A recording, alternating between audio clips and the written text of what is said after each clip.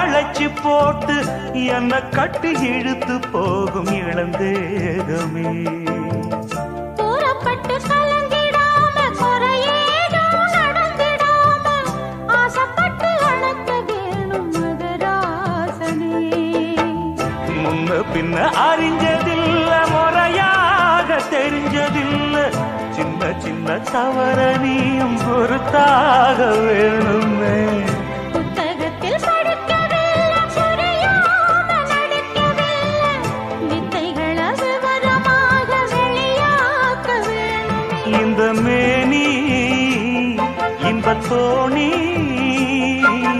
ராணி, இந்த ராணி, இந்த ராஜனோட விருப்பமே.